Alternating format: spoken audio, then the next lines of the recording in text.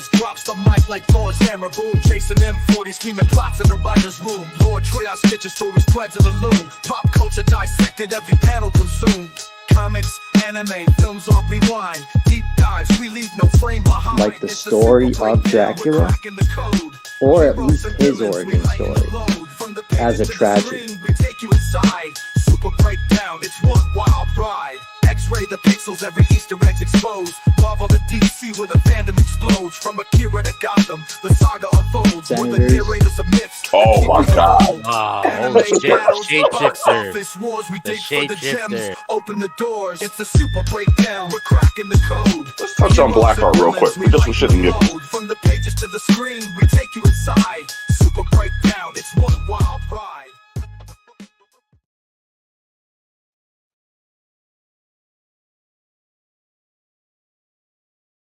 Yo, what is up? What is up? We are back again. I know it's been a little bit, but we back and we here. You already know what it is. I'm Power Maximus. We're here with everyone's favorite demigod, Lord Triage, and the Darth Legacy himself. This is the Super Breakdown. What's up, guys? How y'all been? My best life. Chilling. How you feeling? Oh boy, this week has kicked my ass. I have been sick as a goddamn dog, bro. Me and the whole fam been down. We've been out. We've been out. That bitch. Nah, so like I've been coughing and hacking and just fucking just being just all around sick for like the last week. It started on Valentine's Day, like halfway through Valentine's Day. I was sick as a dog. And I just started feeling better today. So, not to mention the kids have been sick too. So, man, it's been a rough week for me. As you can hear, I still got a little bit of cough. But shit, man. When Jay pop back in here, we'll get his side of things and see how he's doing. But yeah, this is gonna be a real good episode tonight. I'm extremely excited for this one. We've been talking about it on and off for a little bit, but we want to make sure that we do it right and that we're really going in and really breaking this shit down, because this, I don't know about you, bro, but this is something that really, really near and dear to my heart, bro. Like this topic like really like formed my childhood.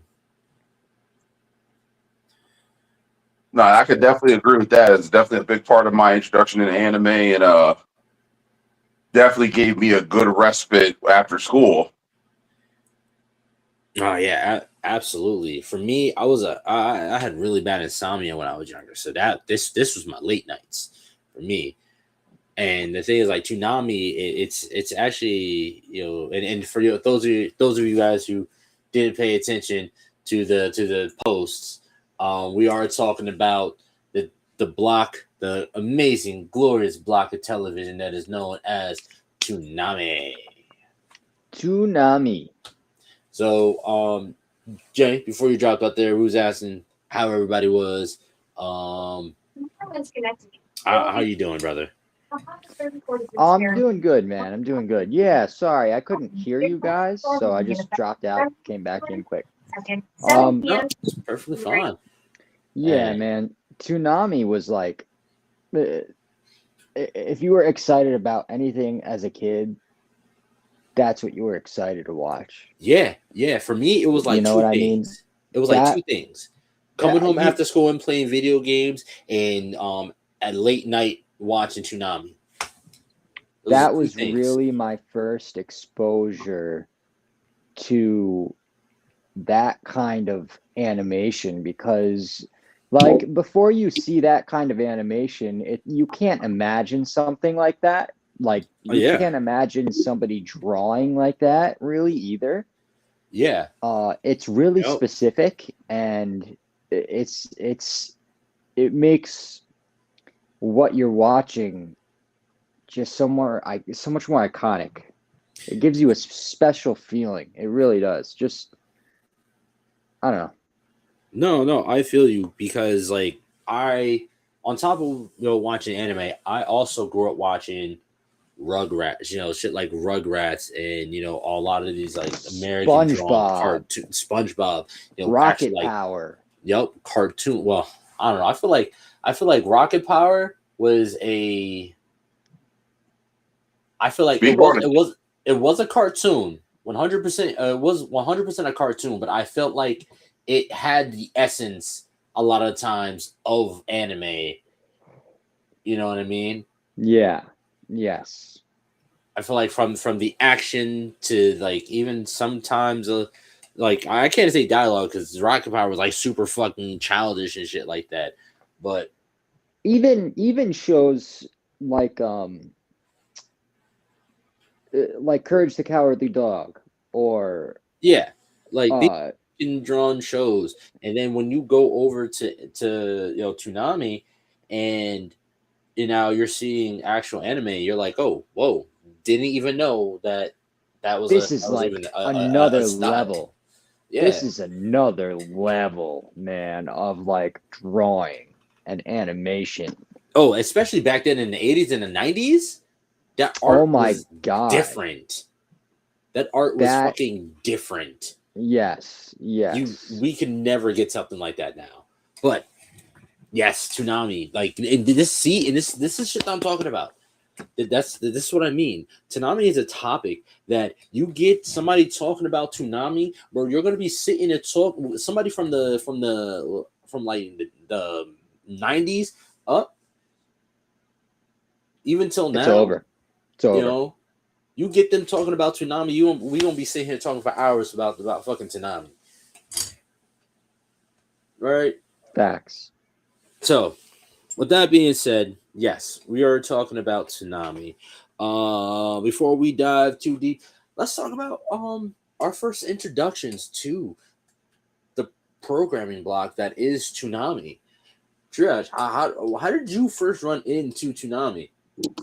So, I want to give a shout out to my older cousins, Dante and David, because my cousin Dante, he had actually turned me on to Dragon Ball Z. I remember we were staying at my grandmother's house, and it happened to come on a Saturday morning. And I remember the first episode I ever saw was right as the Saiyan saga had kicked off, when the Z fighters were dealing with Vegeta and Nappa. Yeah. And I remember watching this cartoon and going, "What the fuck is this? This shit is different." Yeah, bro. Yep, exactly.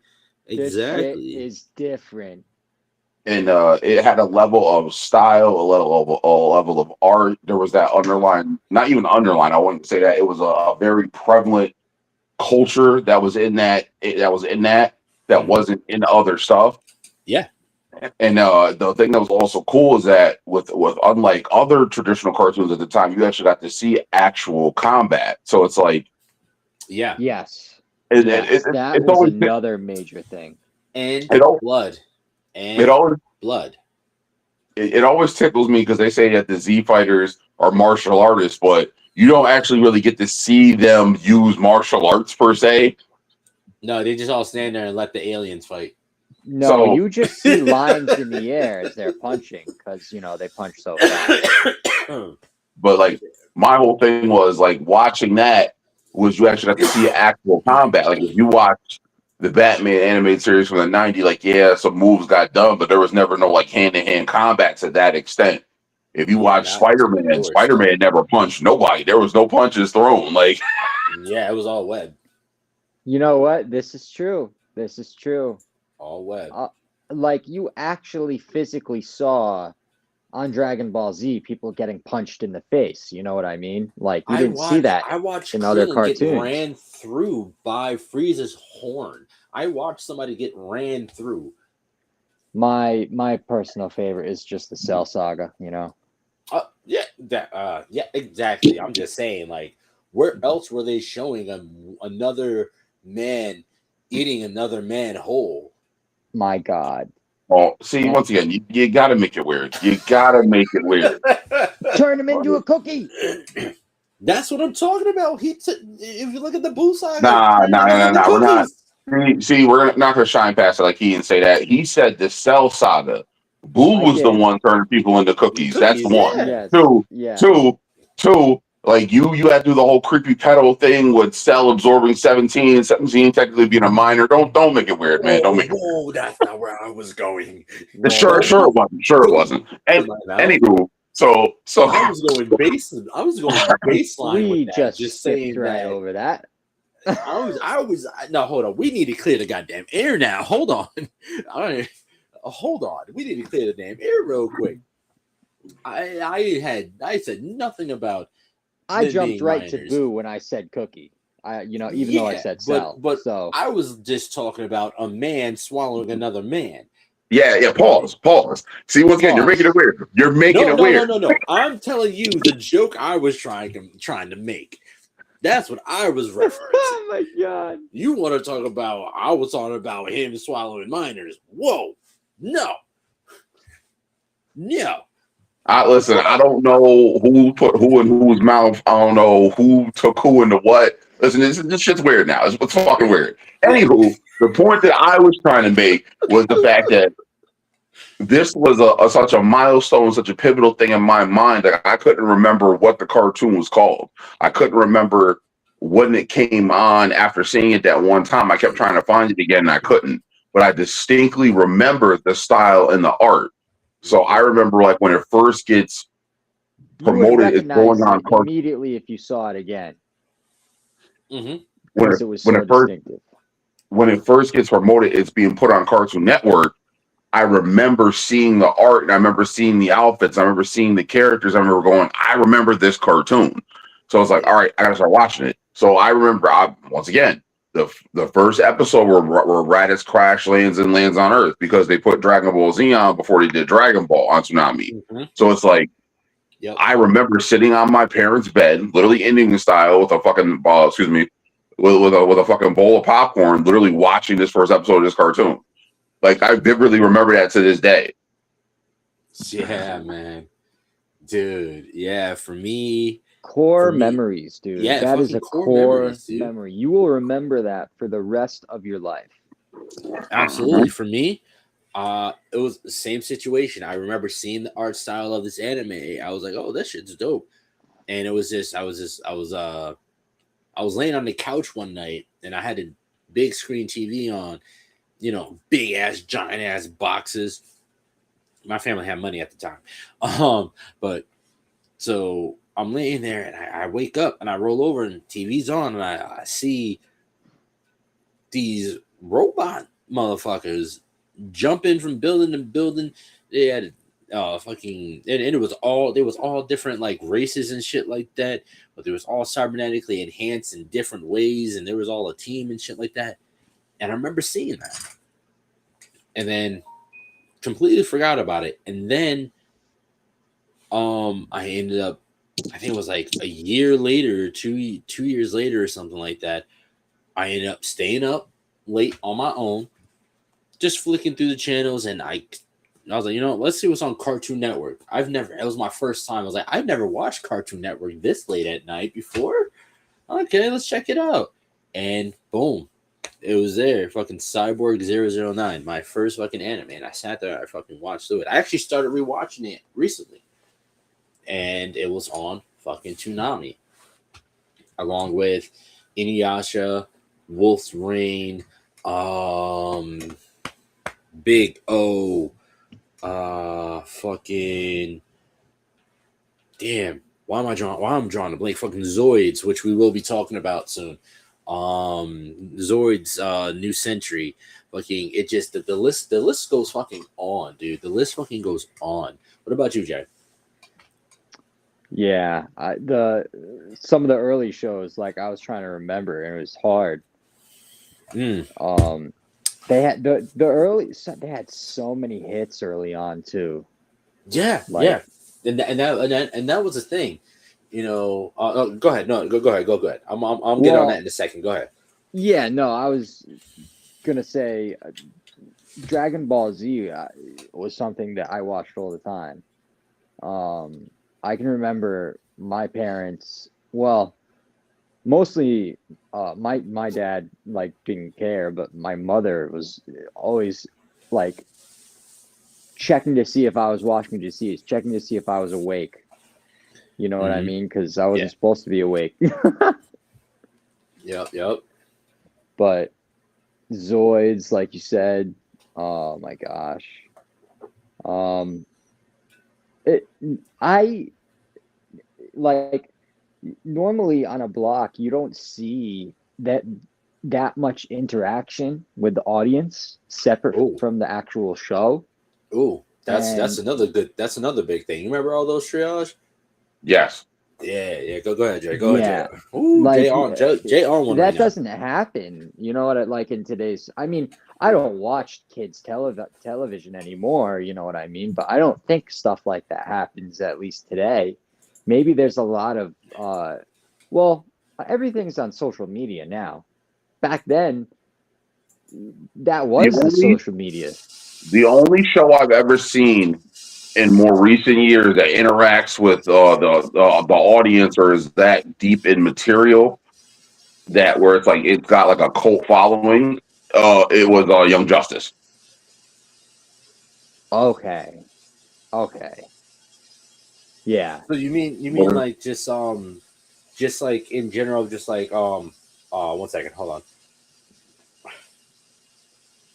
As in like, so I think Jay's talking about how the programming block interacted with the audience. So it's not just the shows, but how like they had the Intruder saga, little saga that they had there. They had Lockdown, Trapped in Hyperspace, shit like that, where the audience and viewers can go online and interact with the situation. Like for one of them, they had a game that you could go on and play, and if a certain amount of people beat the game, then this situation would happen. Or if a bunch of people lost the game, this situation would happen in the actual in the actual like programming. So like the programming itself became a show. One of them, I think, viewers had to go online and they had to vote on which engine the dreadnought, the ship. And I can't remember the name of the ship for right now, and I literally just knew it like minutes ago. Yep.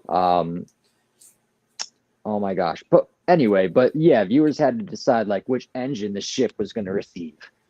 And stuff like that. And Tom, what who was voiced by Steve Bloom. Steve fucking Bloom. Steve fucking Bloom. Respect. Fucking legend. Yeah, man. So I will say I did attempt to reach out to Steve Bloom and his representative to see if he would be able to get on the show. And then obviously, as you can see how that turned out. Anyways, but yes, yeah, no, fucking shit like that. Like you don't see that no more. You know what we mean, Triage? No. I hear what you're saying as far as that goes. Yes, but the thing I was also trying to get at was, I thought it was cool because regardless of whatever walk of life you were from, whatever your niche was, there was something on there for everybody. Mm-hmm. That's 100%. Mm-hmm. That's true. I fucking like, and also let's just point out that video games was big too. Like they had promos for video games. They had promos for the GameCube on there too. Oh yeah. I think like if something if the audience did something, the winners will get like the new GameCube and like 6 or 7 fucking games. Yeah, there was a lot. They did a lot. Dude, they did a fucking lot. They did so fucking much. And it like we're gonna get into the origin, into the background of Toonami here in a few moments here. But I just gotta we just gotta, it's just absolutely insanity And to think all this was two dudes. It was two dudes that did Honestly, all that. Two dudes. I can't decide whether I like the earlier blocks or the later blocks. Like, I definitely think it would be a good mixture of both because, like I said, the early block it catered to everybody, and then they started to add to it. Originally, block, right? Originally that was a Cartoon Network block that was early, but then they also added the Kids WB block on the weekend on Saturday as well, Saturday morning. Kids WB. No, I think Jason was more talking Adult Swim. Yeah, well, no. Yeah. That's what I was saying Like, because they moved blocks like 3 times, and then at one point they had 2 blocks running at the same time. They had the early block on Kids WB, and then they had the late block, the later block on back on Cartoon Network as well. yeah. So they moved, and each block had a different lineup of shows. It got so crazy towards the end. Yeah. So it launched on Cartoon Network, and then in 2001 it went to WB, and then it went back to Adult Swim on Cartoon Network back in 2012. That was like when it came back. But again, it ran on Kids WB and Cartoon Network for like 20 some odd years. Yeah, that's incredible. It's fucking insane. But so what I'm saying is like what you guys are saying is that there was a very big difference in the show block, as in like what shows were shown in the blocks. Yes. To Triage's point. Yeah. So that's what they're like. Which block did you prefer more? Oh man, Samurai Jack and Yu-Gi-Oh! GX, like Yu-Gi-Oh! The original OG. Those were later ones. You know what I mean? Like I was going more towards like the original. So it's like originally the big one was Dragon Ball Z, and then it was whatever came on after Dragon Ball Z. Every day, like clockwork. Like you see now, once again, you just said Sailor Moon. I remember being Gundam Wing. Oh no! What I meant with the big two, the big two that jump started Toonami was Dragon Ball Z and Sailor Moon. Those were Toonami's big 2 anime that jump started, that actually like got them popular, that got people watching. Because they were like playing it episode by episode, like day by day, if they were going to get canceled or not for mad long until they got Dragon Ball Z. And they knew Dragon Ball Z was gonna make a hit, but I don't think that they. No, they had no clue. Well, they wanted to get it in front of the audience. Yeah, but Sailor Moon. I can remember Sailor Moon. Yeah. That was awesome. You're right. Gundam was on right, early. It was. I do believe it was. It was Dragon Ball Z, and then Gundam. Was it Wing? Yes. Yeah. So you had Dragon Ball Z, and you had Gundam Wing, and it's like that was the big thing for like the boys, and that's what got a lot of people into anime. Like, but my whole thing, like with Sailor Moon, like Dragon Ball Z, is that there are so many episodes of it, is that once the show behind them ended, they needed something to go on because you could only show the same show so many times. And this is when you started swapping out the back end of the block. So if Dragon Ball Z came on at 5, they needed something on at 5:30. So they started with Gundam Wing. They put that in rotation 1, 2, 3 times. Then they switched it out for Big O. Then they put Big O in rotation. So Big O was a shorter show. So it only had, I think, like 13 episodes. So they put that rotation and rotated it out. So it's like, then it got to the point where then once they did that, they just extended the block. So it's like Toonami would literally start at like 4 o'clock and then go to like damn near 8, 7. They had put Batman on there from the 90s for a while. They had, like you said, Yu-Gi-Oh got rotated in. Like there are so many shows that became a thing. Naruto was on there. Like yeah, there was so many shows that they began introducing, like in their second like chunk. It was like triple the shows. right? And Naruto actually got introduced and pitched as Dragon Ball Z's replacement. Yeah. Well, and it did. Uh-huh. It really did. Until they actually decided to run Dragon Ball. Let me see. Saturdays. Let me a sec. There. So I'm trying to do something right now. I'm very interested to see what if I can find. So I'm trying to find a specific lineup, lineup that There, was like my you can lineup. find it. You can find it. I was looking up blocks before, and they give you full schedules of airing. It's sick, like exactly what shows we're playing. Oh, dude, I gotta hold up. I need that. I fucking need that.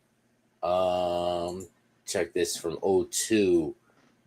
We got 1 p.m. He-Man, Masters of the Universe, Oh my 1:30, gosh. Transformers Armada, 2 o'clock Dragon Ball Z, 2:30 Dragon Ball Z, 3 o'clock Dragon Ball, 3:30 Dragon Ball, and that was up to 3 p.m. I remember, yeah. This was like the back with the afternoon block, and again, this is when there was only a few shows. They were showing multiple episodes of the same show. And then in February of 03, I'm seeing that actually they're adding in hack sign and shit like that. Like I forgot Aqua Teen Hunger Force too. that was more Adult Swim. Oh yes, you're right. Aqua Teen Hunger Force, that fucking insanity. Who Yeah, greenlit That that? was so stupid. That was That like the shit whole was Space Ghost insane. Coast to Coast thing. Like, whose idea was that? Whoa, hold on. Space Ghost Coast to Coast has a very, very, very, very, very strong connection to Toonami. That was actually the first show ever shown on Toonami. Yeah, like yeah, I can remember seeing that. That is so Space Ghost Coast to Coast was a show that was specifically created for the original Toonami block before Tom or they wanted to bring the OG audience back.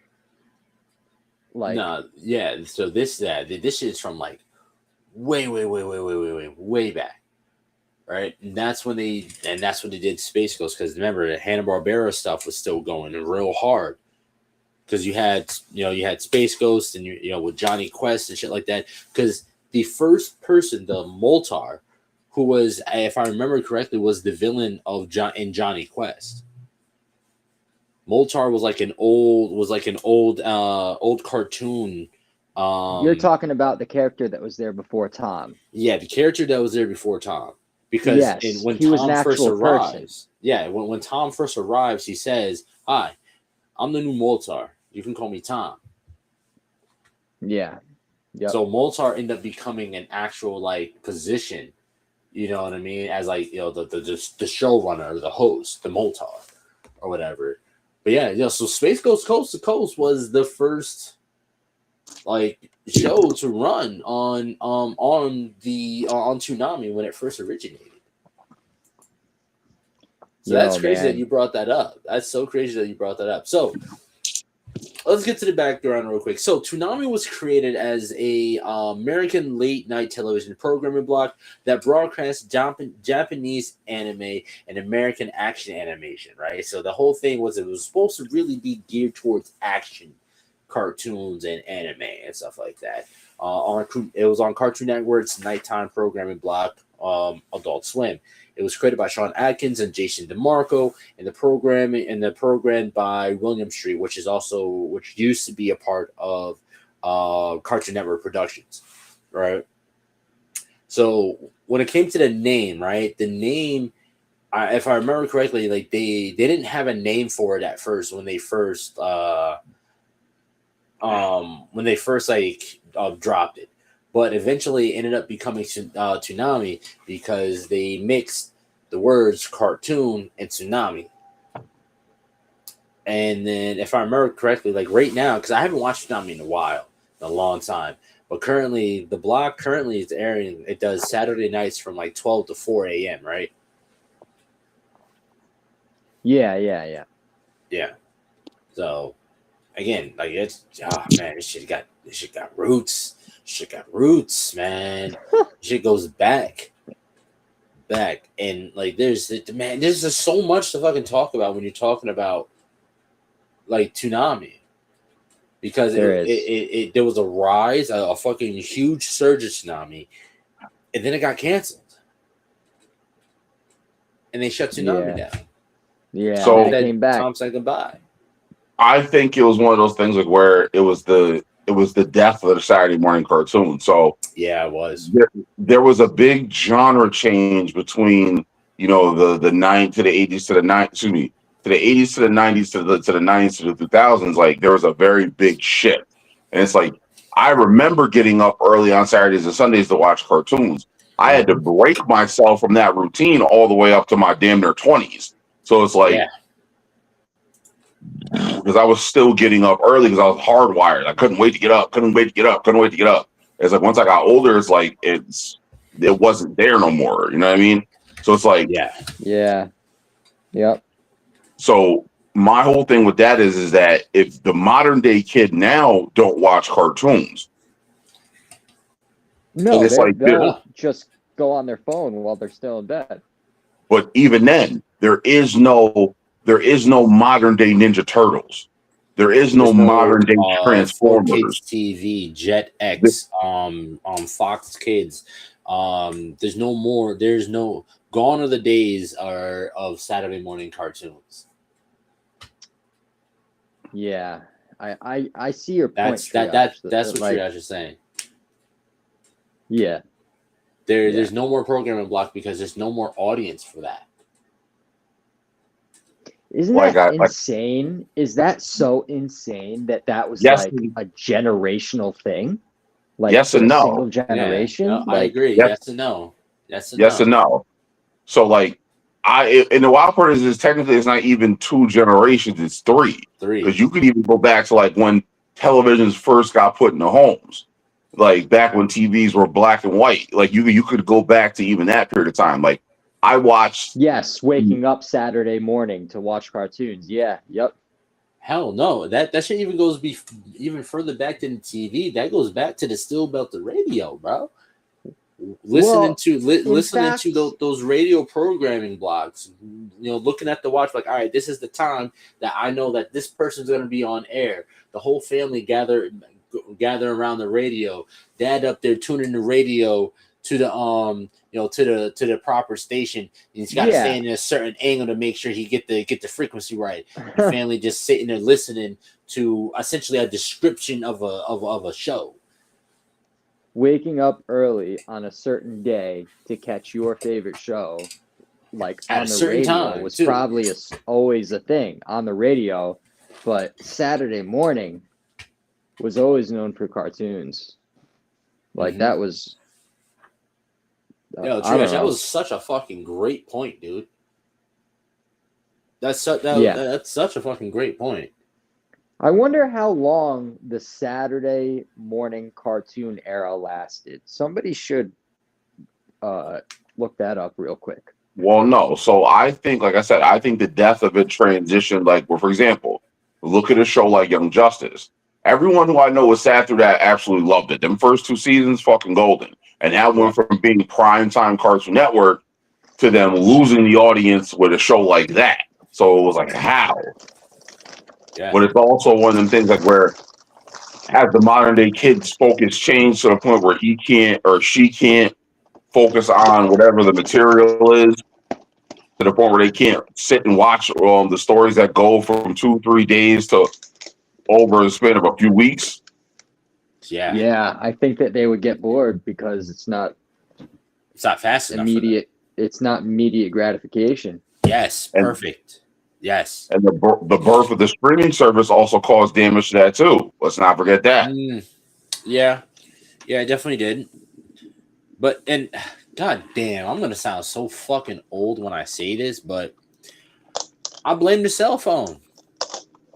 Yeah, no, that's true though. It's true. It makes shit too ready and available for us. So now, and I'm not even saying just the kids. I'm going for me too, because I was there for the birth of like computers being in the home and actually, being connected to the internet and shit like that.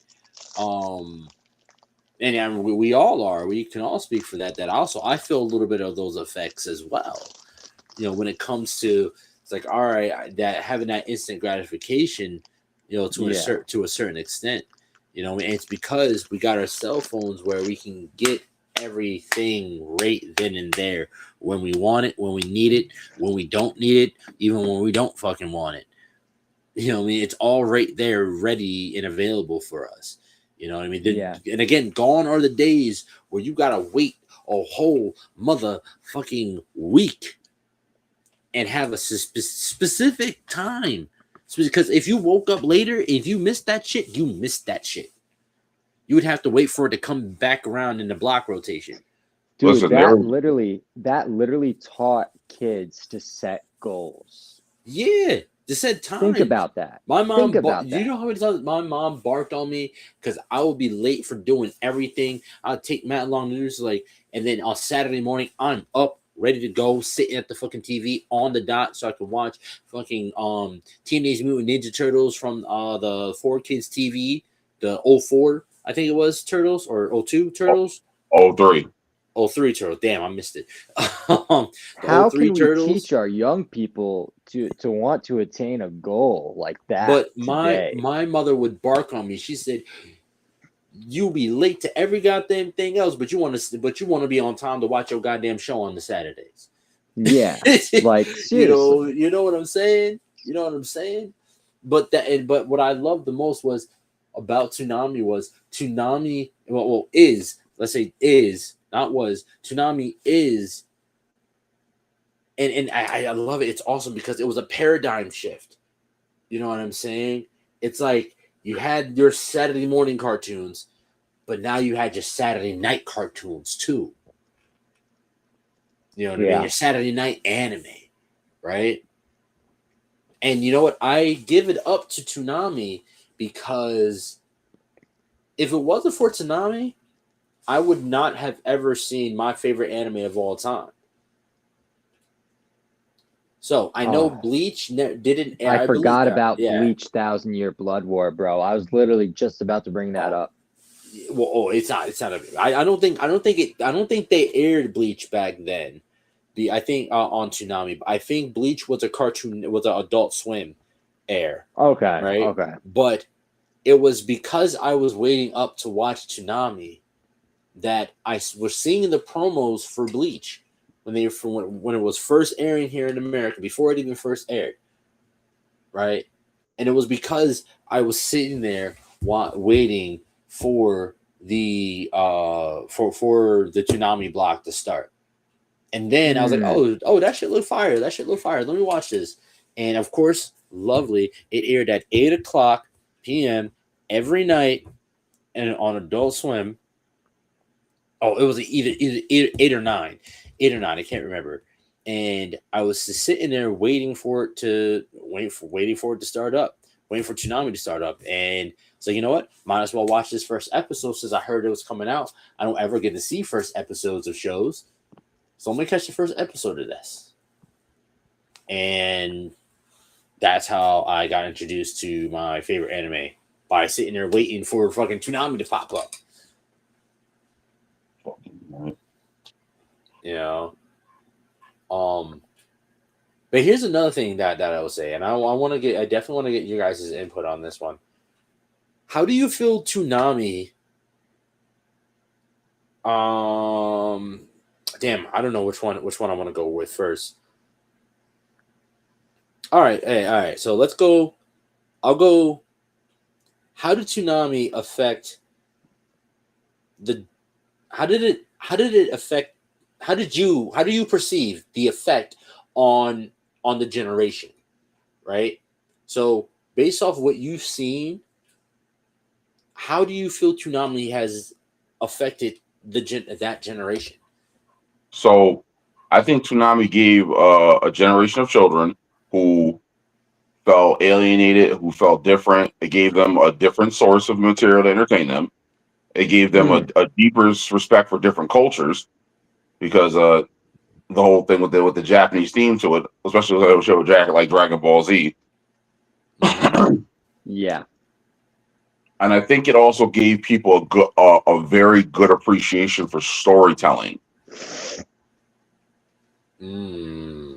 Because I don't care which anime you've watched, regardless of whether it's a short one or a long one, if it's something that's had multiple seasons or like a one-off season, like look at Trigun, look at Big O, look at Outlaw Star. Like there's a lot of stuff that was on those channels that didn't have that quote unquote the bang of a Naruto, but has that cultural impact.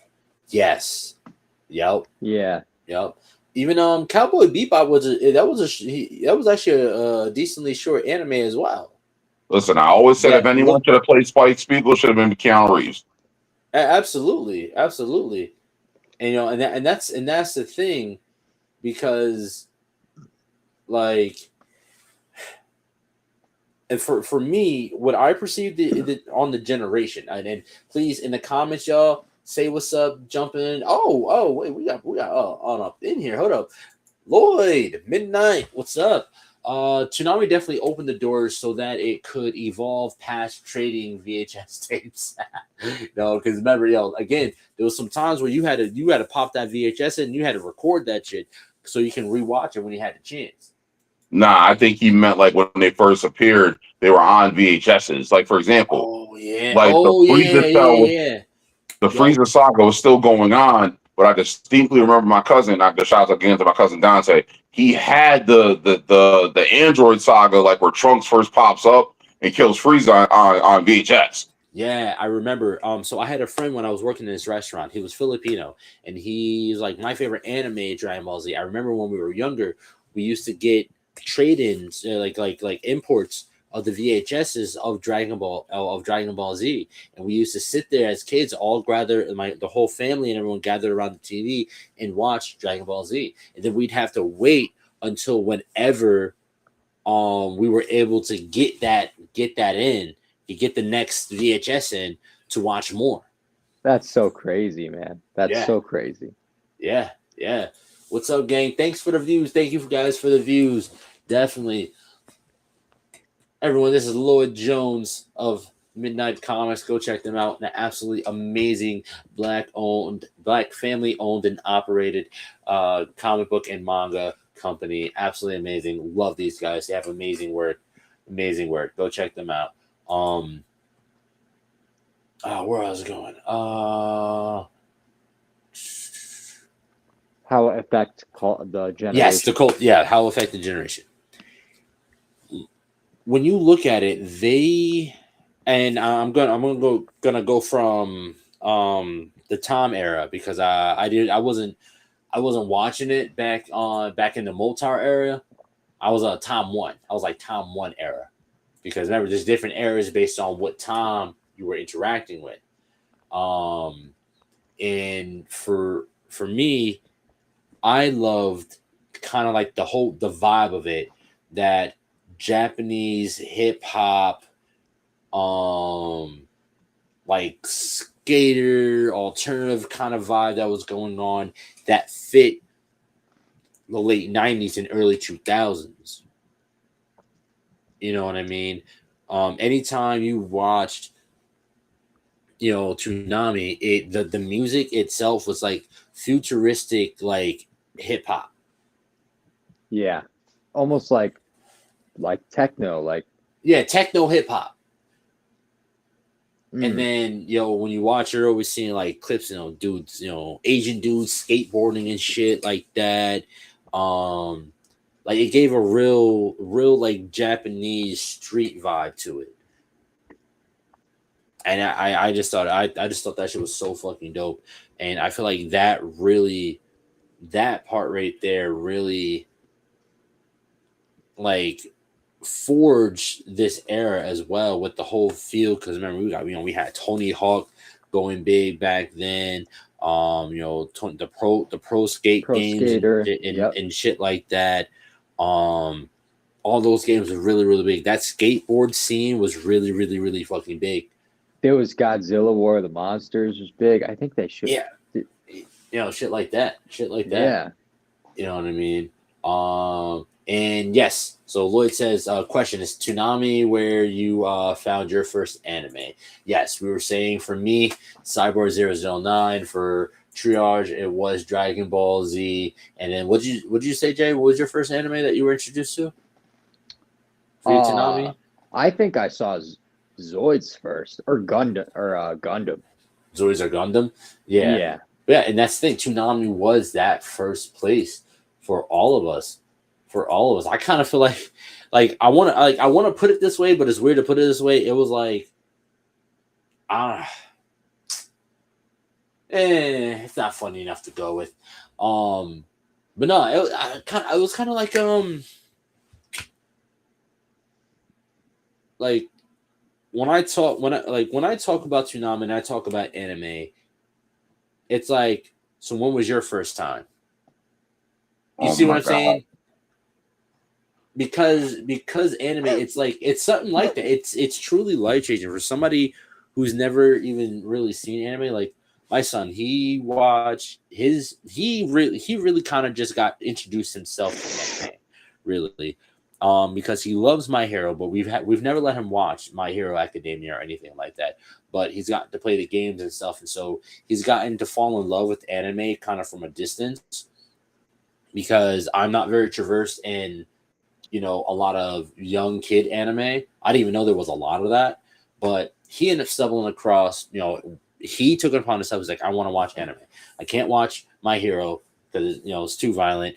Okay, so what's next? And he came across a kids anime called Captain Tsubasa, the soccer anime, horribly fucking dubbed, soccer anime, but it's just for kids. And I know, and I say that because for me, my first anime was not no Captain Tsubasa about soccer. Yeah, it was not no Captain Tsubasa. Like, niggas was dying in my first animes. Listen, bodies got dropped. Bodies were getting dropped. Well, the whole thing was that y'all remember, and see, this is one of the yoki dokes they pulled on us. So y'all remember the rating thing for television way back when? It was Y7 and 7. Excuse me, it was TVY and TVY7. So for kids 7 and older, whatever. So if you look at shows like Dragon Ball Z, look at Gundam Wing, look at Big O, Triguns. Like a lot of that shit had so much adult undertone. Dragon Ball alone. I mean, no.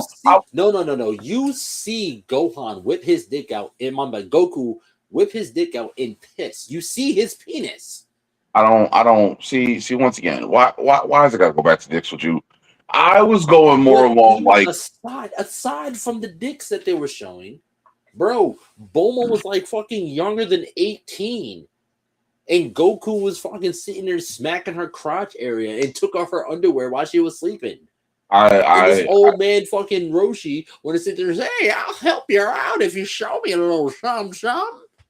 See, once again, I'm gonna need you to get your mind out the gutter. All right, my mind's not in the gutter. That is what happened. Listen, all right, but happened. I was going more towards Gundam Wing with the whole war propaganda and everything that the questions and answers that rose, like with Zex Marquis. Yeah, like but at the same time, but like that's good too. But then we have animes actually showing nudity too.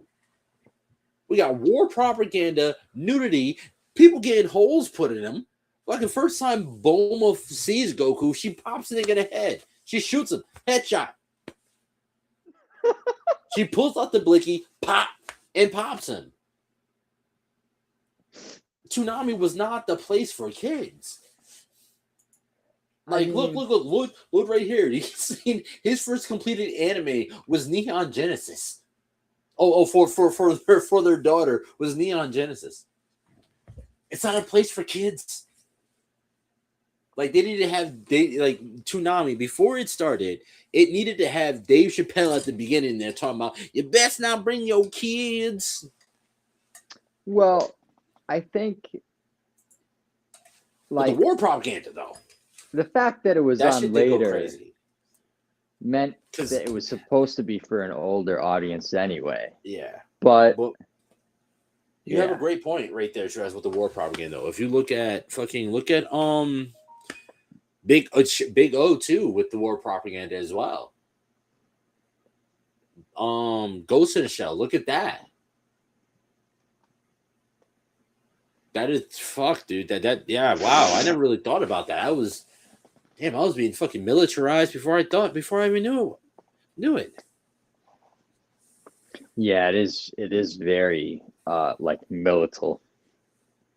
Because that is also a very big theme in a lot of anime. And a lot of a lot of anime is really big on fuck the government type shit. What do you think, Jiraj? Am I right or wrong? I mean, depends on the anime, I feel like. Oh, is Mike muted? Oh damn. But yeah, anyway. Jiraj. If you look at I mean some current animes, I'm just for example, Attack on Titan. Mm-hmm. Like the military in that it's the people's military, but like the whole thing is like the military attacking and fighting giants. Yeah, that there's eat heavy people. on the propaganda. I mean, really, Yeah. because if you look at Attack on Titan, what is Attack on Titan really? Survival. No, it's just Gundam in meat mechs. Okay, yeah, I guess that's true too. Right, Triage? Have you watched Attack on Titan, Triage? By the way, brother, your mic is muted. I have not. That is literally essentially what Attack on Titan is, even with the same message. Oh, of, very going good against anime. the government. I highly recommend it. Recommend it. It literally it's literally just Gundam with meat mechs. I mean, a little bit more to it than that, but Yeah, there's definitely a little bit more to it because like that shit is deep. That shit is deep. we're talking about story. You want Triage, like a good. I highly recommend you watch that. The last 3 episodes are fucking movies. Or is it last 4? Yeah, I think it's the last 4. Yeah, I think the last 4 parts are fucking hour and a half long. I mean, movies. it's so like you're watching it, and like as it's revealing itself to you as you're watching it, it's like, oh my god, dude! By season like I 2, didn't see that coming. Like when was it, season 2 or season 3? I think it was either season 2 or season 3. When you watch that first episode, you're gonna be completely fucking confused.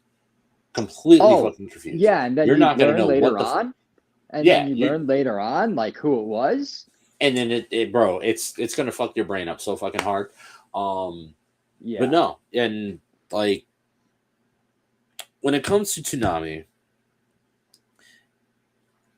to Triash's point, there was so many anime on there that were, kind of like militant and had a lot to do with the government. I remember watching Eureka 7 on there, which is another one of my favorite animes. For anyone who loves Johnny Young Bosch, the second Mighty Morphin Black Ranger, and so on, bunch of different fucking colors as well. Who was also the voice of the American dub for Ichigo Kurosaki in Bleach, and many others. He's also the current voice actor of Vash the Stampede from Trigun, and many more. He voice acted the main character Renton Thurston, which was his second most popular voice acting voice when he first started doing Bleach. Like I have so many fucking memories of just that block alone. That is just absolutely insane. Being introduced to so many different anime. You know what else was big at the same time that was really big on pushing anime? Sci-Fi Mondays. Oh yeah, okay, I remember that. Joe, do you remember that? Nope. Really, Monday nights on Sci-Fi Channel, they would run nothing but anime on the Sci-Fi Channel on Monday nights. I think they might have brought it back. But yeah, no, that was so. It was for me. It was those two. It was Toonami and Sci-Fi Mondays. Thing about Sci-Fi Mondays, the Sci-Fi Channel used to be like such a hit. Yeah, the thing about the Sci-Fi Channel anime though is that they were more adult animated movies. Yeah. Let's see. Boy says, who remembers Gurren Lagann and Gungrave on Sci-Fi Channel? Exactly. That was my first time watching Gungrave. Was on the Sci-Fi Channel. I vaguely remember it. Well, I remember being introduced to it that way. Now, out of all the anime that we've watched on Toonami, my bad. And here's the second part of my question. We went off on big ass tangent on the first part of my question. So the first part of my question was, how do you perceive Toonami affected the generation, right? And then does anyone else have any more to go on that part? Oh no, I think we covered that good. Josh, you got anything else to go on that question? Nope. All right. So the second part of the question is, how do you feel, and please, everyone watching, please drop it in the comments, how do you feel Toonami had affected you as a person? You know, like, what was its effect on you? You know, if you were to look back at Toonami and be like, you know what, look at yourself and be like, you know what, I wouldn't think this way or be this way or whatever, if it wasn't for Toonami. You know, think if you had never seen Toonami before, how would that have affected your life? Damn. So yeah, how do you feel Toonami has affected you as a person? I mean, for me, it let me escape, and it let me escape into a different world that Toonami created, and I think that they were quite talented at creating that world. And for a little while, I could get lost and just enjoy the pure content that they had coming out. You know what I mean? No, absolutely. And so how do you feel like that has like changed you? Maybe like your way of thinking on things, or just like, you know what I mean? How do you think watching it has affected you? It's definitely changed my view on art. Like the way I think about art is definitely different. Just because you learn like the amount of talent that it must take, and the genre of it is so specific. You know, it's all of its own. So it's just, that's what I mean by world. Yeah, no, I definitely feel that. Lloyd says the motivational joints in between episodes were hella great. Yeah, because ever so often they would have like Tom would be like, "Don't hit that remote." Yeah, no, even like at the end of the programming block, Tom, as he's saying goodbye, it will be like a long ass monologue of just him giving you advice on life and shit like that, and then being like, well, that's all. Have a good night. after just fucking after fucking Uncle Irohing you for the last 10 minutes. Yeah, I can remember that. Fucking, he walks up. Well, sometimes in life, you really got to think about things like Goku when he did this and that, or with Inuyasha when he was in this and Kongomi did this. You got to look at life through the lens of the other person and realize that sometimes, just sometimes, we're not alone in this world. Peace. It should just fade out on that and just leave you sitting there stuck like, the fuck this nigga just say? What did he just say? It was really like that, though. Did I just find inner peace? The fuck? And then there have like actual animated joints where they would take motivational sound bites from different anime and put them together with like some kind of futuristic hip hop track behind it. Yeah, their shorts that they made were super specific. Yeah, there's one that's I forget the anime that they used in the background, but it was called Dreams. Or montages, you could call it. Yeah, it was like a montage trailer. It's like a montage version of the first episode of an anime. And it would have like some kind of undertone positive message for it, like follow your dreams, always be kind, shit like that. Like never give up. And so like shit like that really definitely changed me. That's I would say a lot of who I am today is based off of the lessons that I learned watching Toonami as a programming block. Right. When it comes to my level of empathy for other people, my freedom of creativity, my freedom of speech, my fuck the government mentality, my fight the power kind of mentality, my, stand up for what you believe in and fight for the little guy mentality. Just all that came from being introduced to the world of anime and then also being okay with being an outsider, being okay with being a misfit, being okay with being an outcast, because that just means that you got something different than everyone else. You know what I mean? All came from being introduced to anime at such a young age via Toonami. That's how I feel Toonami has impacted my life. You know what I mean? Bravo. Thank you. Triage, how do you feel Toonami has impacted your life and who you are as a person? Or am I just thinking too deeply about it?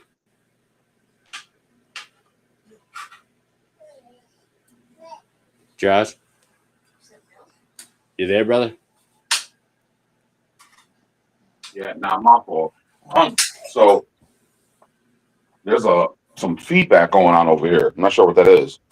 Oh, here, let me see if I can mute my mic. So for me,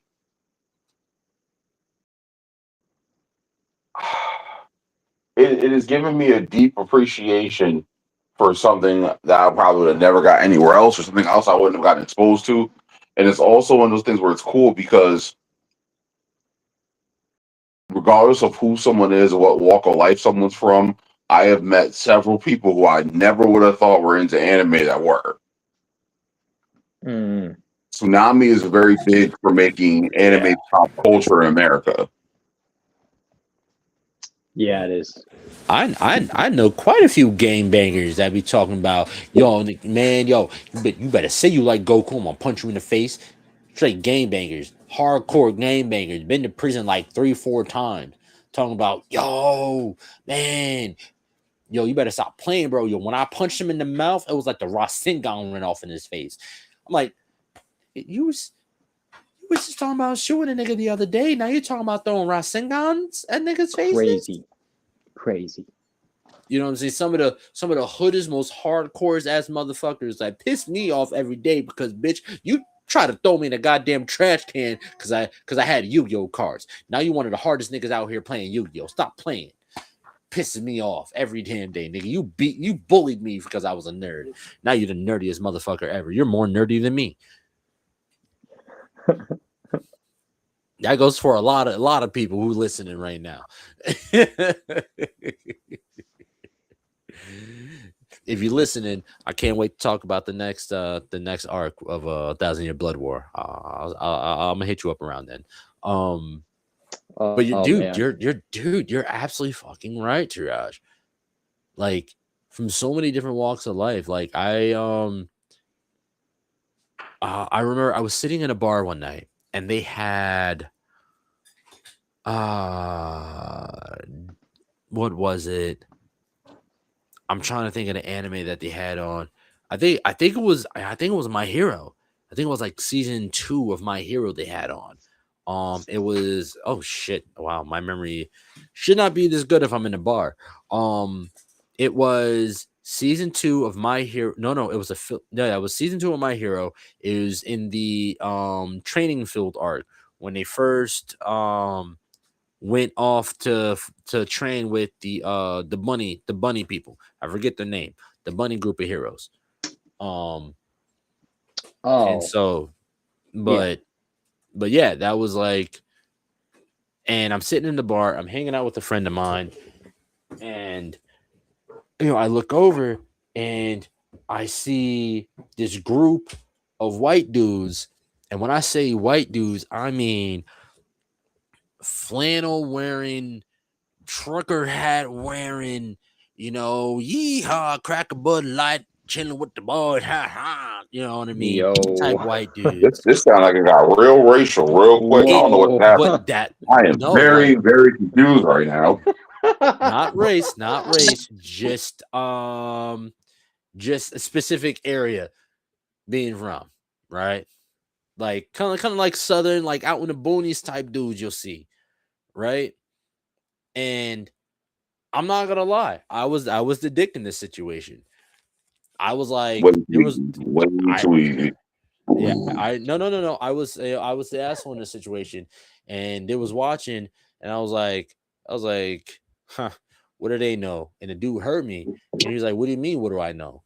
And I'm like, you're sitting there watching anime. What you know about anime? And he was like, excuse me? And I was like, oh shit, this nigga's really offended. Oh fuck, hold on. Oh, this nigga's really offended. Hold on. And so then we ended up getting in a whole debate on anime, and I'm like, oh, bro, I'm so damn sorry, bro. Let me buy you a drink. Holy shit. And they like this whole group of, you would say, like redneck hillbilly white dudes or whatever. Oh my god. Again, people that you would visually look at and be like, oh, they don't like anime. They don't know about anime. You know what I mean? Literally, and now I'm having this really dope, genuine connection with a group of people that I wouldn't, they wouldn't be my first, hey, yo, let's hang out, let's sit next to it, let's share drinks. You know what I'm saying? Because that's not my circle. But now I'm finding a common ground via anime with a group of people that I wouldn't even, give them a passing glance. And we had a really fucking great night, you know what I mean, of just hanging out, chilling, watching. And it was on fucking Toonami. It was fucking Toonami that was on.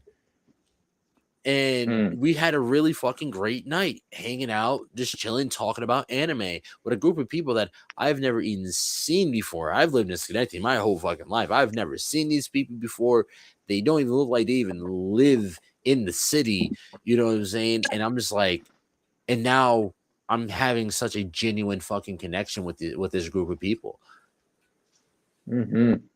You know what I mean? And even had a moment, an opportunity to check myself. You know what I mean? In a situation. Yeah, I get you.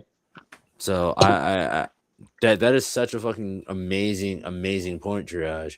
Like it really, and like Toonami really helped and I'll put it this way. So I don't want to say Toonami specifically. I want to say this is something that anime does in itself and alone. No matter what the broadcasting is, anime just has the ability to connect worlds and Bring connect people together. people and bring people together.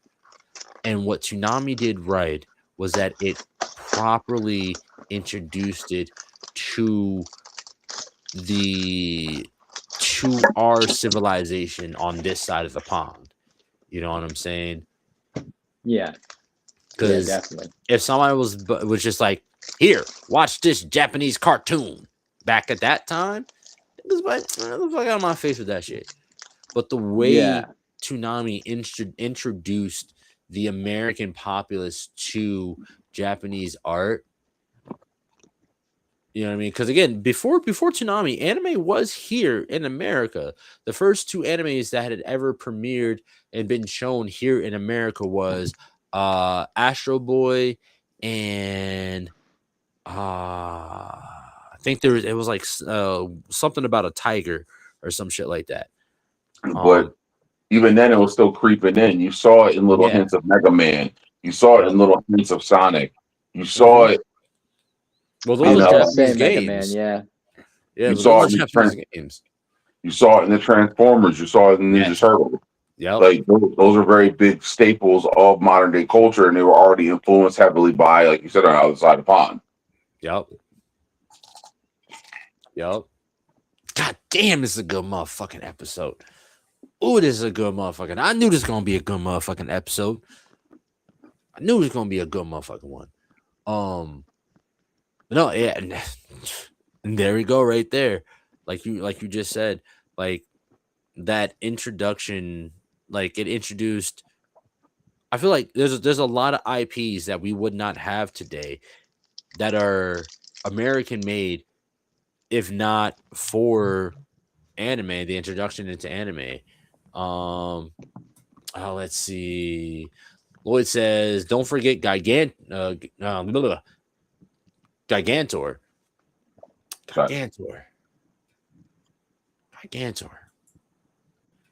I forgot Gigantor.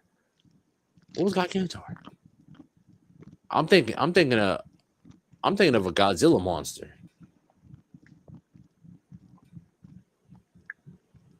Why? I know the name Gigantor, but now I'm also, like I said, I'm also thinking about that name sounds very familiar to me. About a Godzilla monster. Gigantor. Oh, Gigantor. Oh, it was like an old 1960s anime. Giant mech. Shit. Give me a sec. See if I can pull that up right there. Here, let me see if I can pull this real quick. Yeah. Give me a sec. Everybody, give me one moment. Bring this up here real quick. Screen share.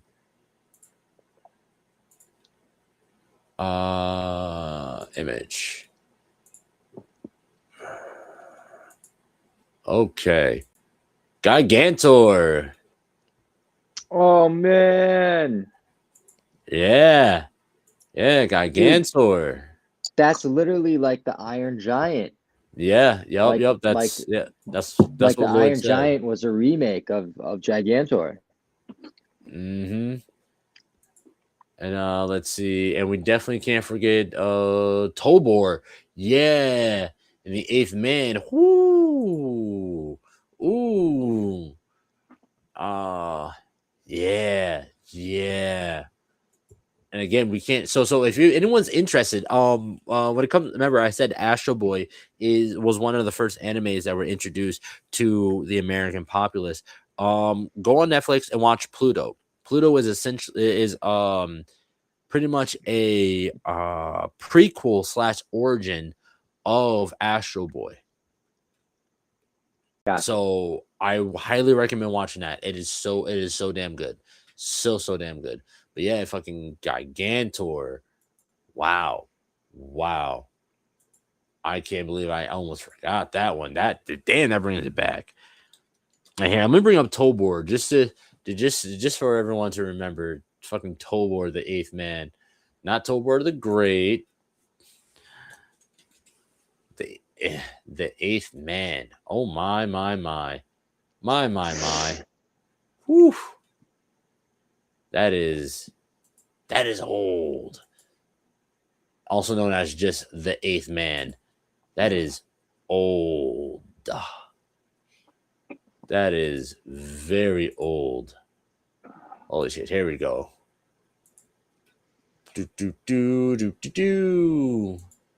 Yeah, oh, I forgot. I just go here. No, I go here. Here. There we go. Boom. Tobor, the eighth man. Yup. Tobor, the eighth man.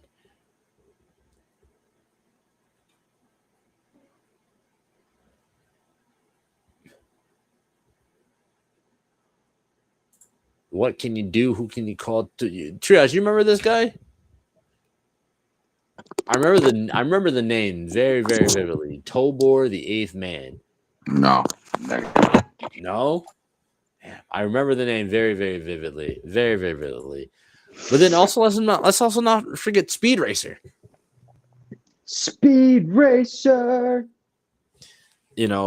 But again, I feel like Toonami did an absolute amazing job at introducing a form of media that already connected, that already had the ability to connect worlds.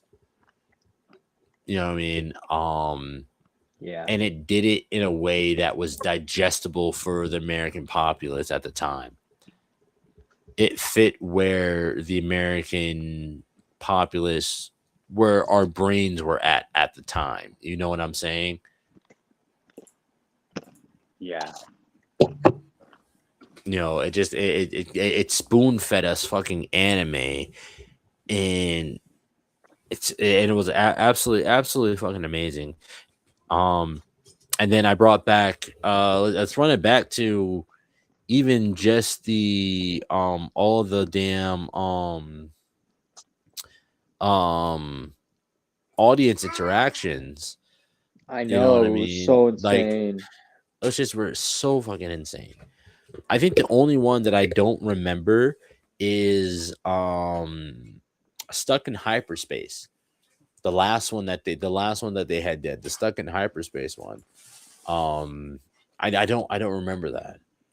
I can remember one of them. Tom was missing an arm, and the AI died but got re-uploaded. Yeah, it was so intricate at sometimes.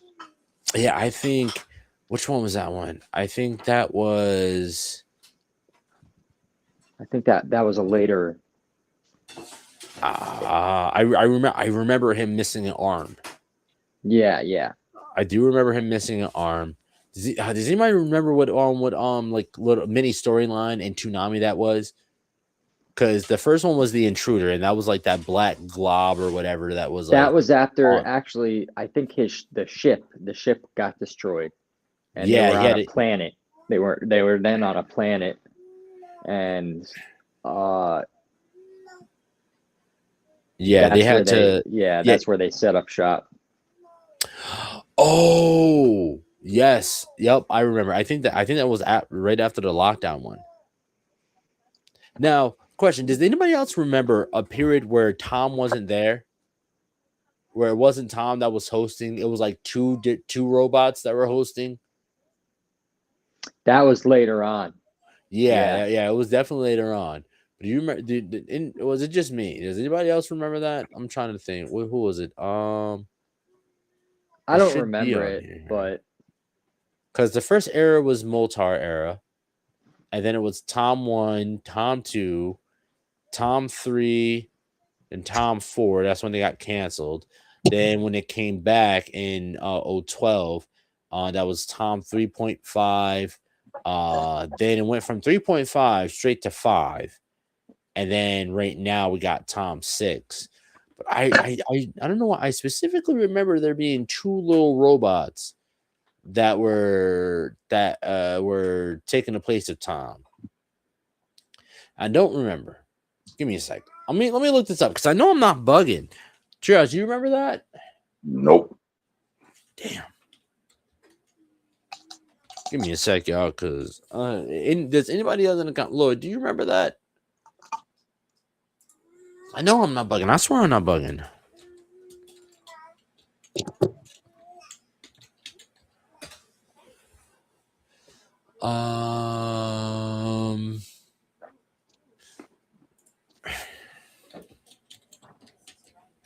Two robot hosts. Let me see. Was by Steve Bloom. He operated Absolution. That's the spaceship's name. Absolution. It's the Absolution. It's the name of the spaceship. Huh.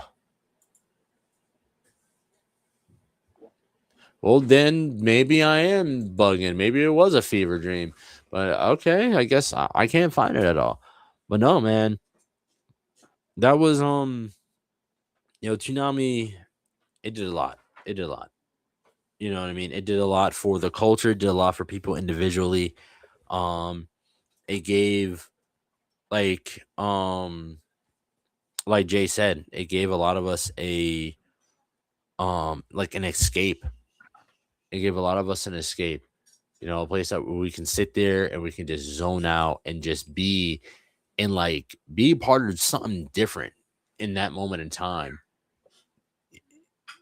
And it's definitely a wild experience, and I definitely want to introduce my kids to Toonami eventually. And I'm gonna, because if you go on YouTube, they have like hour-long blocks of Toonami on random pages on YouTube.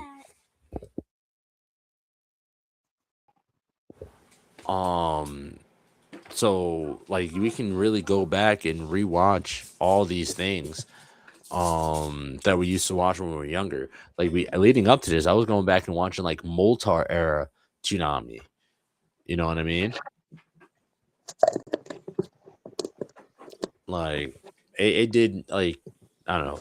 So when it comes to Toonami, what are your guys' final thoughts on Toonami? Oh, sorry about that. Someone called me and then I was talking and you guys couldn't hear me.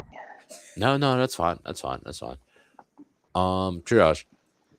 If you were to give some final thoughts on Toonami, and even then, like, where would you want to see it? Like, because clearly it's still airing currently. They brought it back. What are something that you think you would like to see? From the old school Toonami be kept and or brought back in the modern Toonami.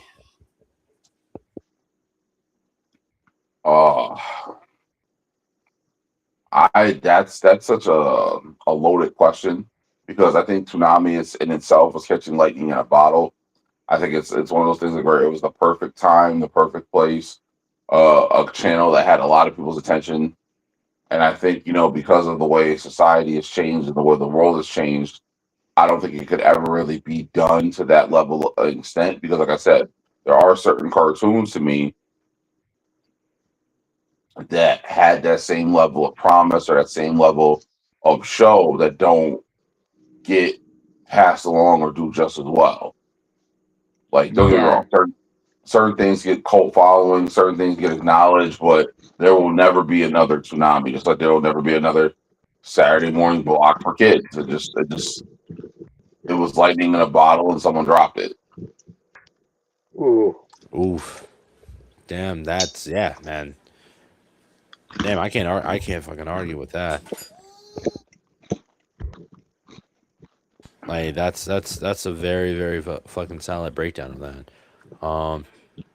And I'm inclined to agree with you. I think they're like, even now, maybe I'll go back and I'll watch the current Toonami and see if I get the same feel, the same vibe. You know what I mean? That from the old school Toonami. But I agree with you, man. It's something it was definitely something unique. It was something that was definitely needed in the time frame that it ran from. It was something that I do not believe could ever be replicated in any way, shape, or form. People can they can try, but it Definitely was not just today. definitely not today. Today. No, yeah, definitely not today. But I feel like it was something that I can't think of the word for it, but timeless. Like Timeless. or That's good. more so timed. Like you said, it was well timed. Like nobody knew that we needed this.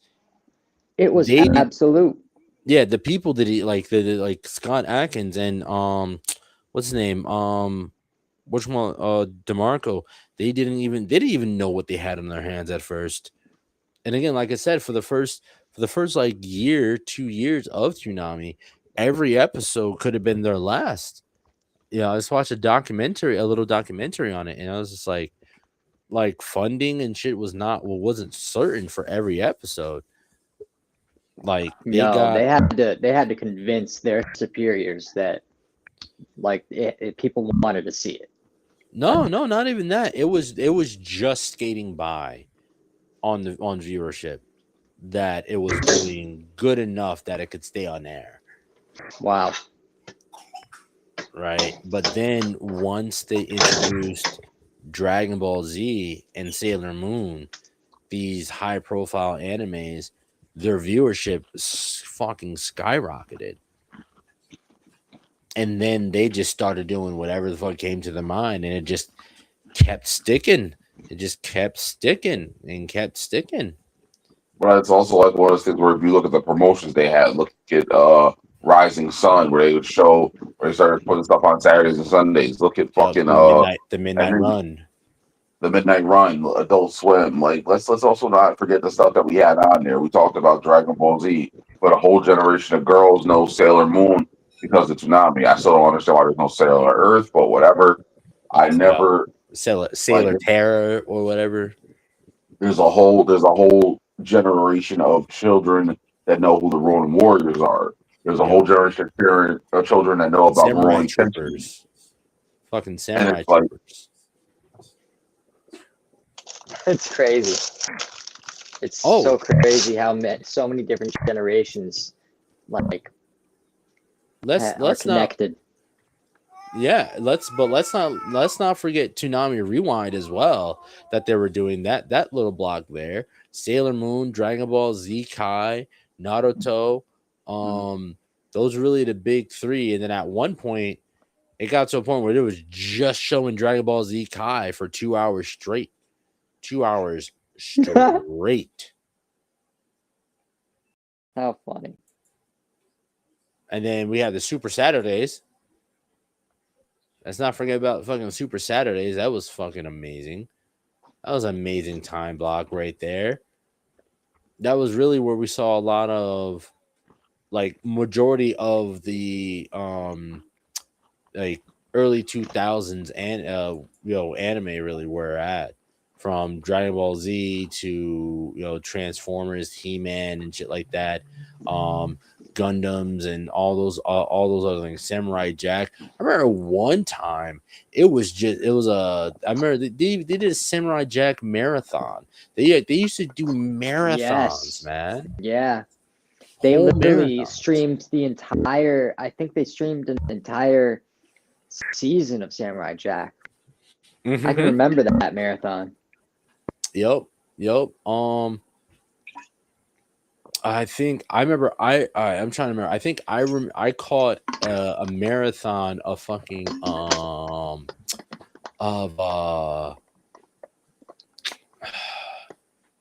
damn, what was it? Wasn't Dragon Ball Z? Wasn't Transformers? Inuyasha. Okay. Oh, but also let's not forget the movies. Let's not forget the anime movies that would premiere solely on there sometimes. Like I've watched every single Inuyasha movie that has come out to date because of Toonami. Like Toonami got to the point like it had its own damn TV guide. Had its own TV guide with its lineups, man. It was insane, absolutely insane. And then what was the more current? Oh, remember they had what was it? It was like 04, it was like Duel Masters, Bionicle, Jackie Chan Adventures, Yu Yu Hakusho. They had Dragon Ball GT on there too and shit. Megas XLR, the two homeboys who have found that huge mech that they ended up making their car, the head of it, or whatever. Like, man, it like Toonami just did so much from so many different like walks of life. You know, Yeah, because man. again, if you were a little girl at that time, you was sitting up all night just to watch Sailor Moon. Yeah. Facts. I was sitting up all night to watch. For me, it wasn't really Dragon Ball or Dragon Ball Z. I wasn't really into it. I really wasn't into Dragon Ball and stuff at that time. When I was younger, it was like fucking when did I start watching? I was like 90. It was like 97 to 04. That's when I really started that, when I was really watching whatchamacallit. That was the first time people got introduced to Batman Mask of the Phantasm. Yeah, Real Adventures of yeah. Great fucking movie. One of the best Batmans in my opinions. Yep. Real Adventures of Johnny Quest, the original Super Friends, Dragon Ball Z, Sailor Moon, all those things. Batman and Mr. Freeze, the Sub Zero, they dropped on there. Johnny Quest and the Cyber Insects, like so, like man, the fucking World's Strongest from Dragon Ball Z. That was, man. It was different, and I don't think that there's any good way to really explain it other than classic and iconic. And to be honest, like for me, like life changing. you had to be there. It really is. There. Yeah, You had to be there. it really is one of those situations where you really seriously had to be there. And I hope that Toonami is doing for the current generation what it did for us, and changing lives. Absolutely. Man, this has been an absolutely amazing episode. Like I thought it was fucking going to be. No, man. Like Toonami changed our lives, and it will always have like these awesome, amazing memories in my heart. Even the times where I'm sleeping and I got the TV on and it just wakes me up to the loud ass fucking ending of Inuyasha.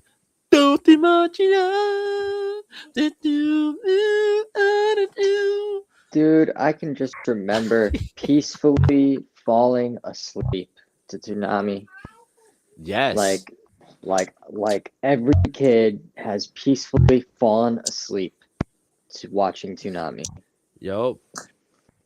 Like I remember even getting adventurous too and being like, oh, because there was always a certain time that I end up going to sleep. But then a few of those times being because like, you'd watch your show and then you wouldn't care what came on after that, yeah, but you'd leave it on exactly and just fall asleep. And that's how I was introduced to Ghost in the Shell, because there were certain anime that they purposely and intentionally that were more adult, that they were purposely put towards the ending of the block, which is like around I'd say from about 1 to 3 o'clock time slots that were a little more darker, a little more serious, that had a little more sexuality to it, maybe a little more nudity to it sometimes. Like stuff like Ghost in the Shell, anime. Adult anime. I have never Yeah. seen Ghost in the Shell. Bro, it's fucking confusing.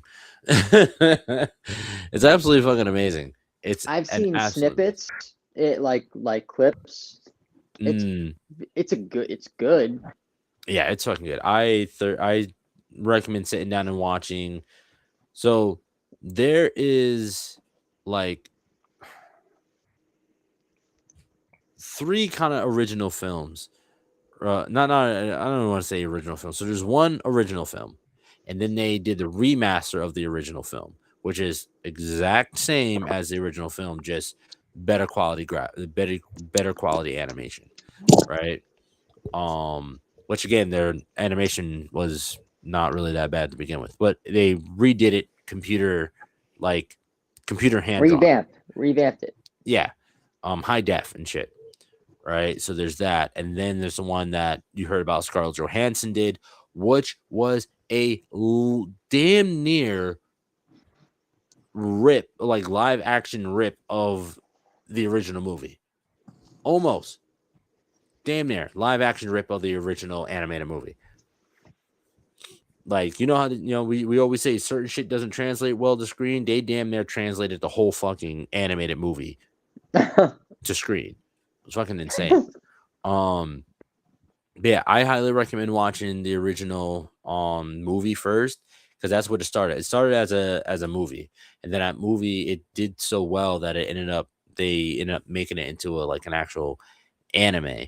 And it's kind of confusing, because I think there was like 2 series going on at one time, at one point, same characters, different storyline, 2 different series. I think it was Ghost in the Shell, and then it was like Ghost in the Shell standalone complex, and I think maybe like those episodes were standalone episodes. They weren't a part of any like specific storyline.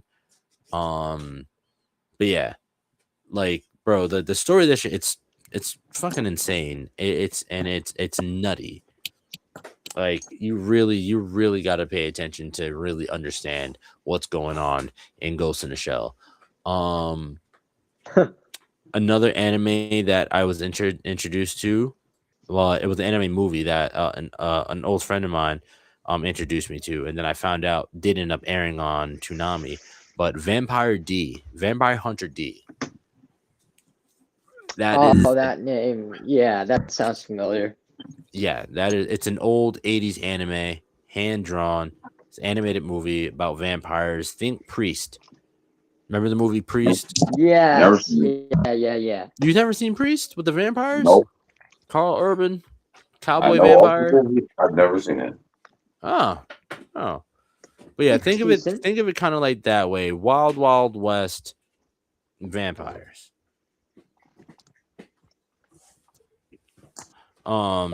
So it introduced me to that as well, which was absolutely fucking phenomenal. But yeah, no, it was an absolute one of a kind thing. And I cannot wait for the next coming weeks to pretty much start talking about breaking down some of the anime that we watched on Toonami. Like I said, we're going to be doing next week. We're going to be doing a breakdown of Zoid's New Century. That's the one with Bit Cloud. So please stay tuned for that next Sunday. That's gonna be pretty fun. I'm currently rewatching. You guys got the link I sent you, right? Yeah, but resend it. All right, I'll resend the link for you guys. So you guys can watch that. The website can be a little finicky sometimes, but if you have trouble, just ask me. I'll walk you guys through it. But yeah, so we're gonna be breaking down Zoid's New Century. Tune in for that next week. Man, yeah, Toonami, dude, it's just something different, and it was something different. It's something that defined a generation, and I truly feel like changed the course of that generation. Facts. Yeah, I fully agree with you. Fully agree. Yeah, but that being said, y'all, we will catch you guys next week. This has been the Super Breakdown. Triage, you got any more? You want to drop any more gems on them? Nope. All right. Definitely please tune in next time. Thank you guys for tuning in tonight. If you like what we have here, please like, comment, subscribe, follow, share, all those nice little things so we can keep doing what we're doing here and showing y'all the love that y'all show us. But always drop in comments, let us know what other characters you want to hear us break down, what shows you want to hear us break down. Let us know. We want to hear it. We want to take a look. We want to be introduced to what you got going on, what shows you like to watch, what characters you enjoy. You can drop a few issues of an anime for us and stuff like that, and we'll take a look at them. We'll maybe possibly review those as well. But until next time, as always, remember, fuck prep time. Fuck prep time. I support prep time. Oh, you support prep time. Whoa. Oh shit. And he out like that. Oh damn. Wow. It's like that, dude. All right, until next time, y'all. Peace. Peace.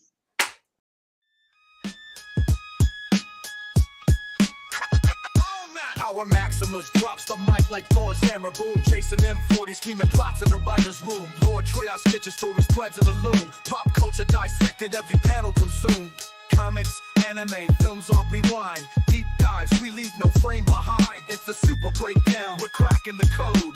Heroes and villains, we lighten the load. From the pages to the screen, we take you inside. Super breakdown, it's one wild ride. X-ray the pixels, every Easter egg's exposed. Marvel to DC where the fandom explodes. From Akira to Gotham, the saga unfolds. We're the narrators of myths, the keepers of old. Anime battles, box office wars. We dig for the gems, open the doors. It's a super breakdown, we're cracking the code. Heroes and villains, we lighten the load. From the pages to the screen, we take you inside. Super breakdown, it's one wild ride.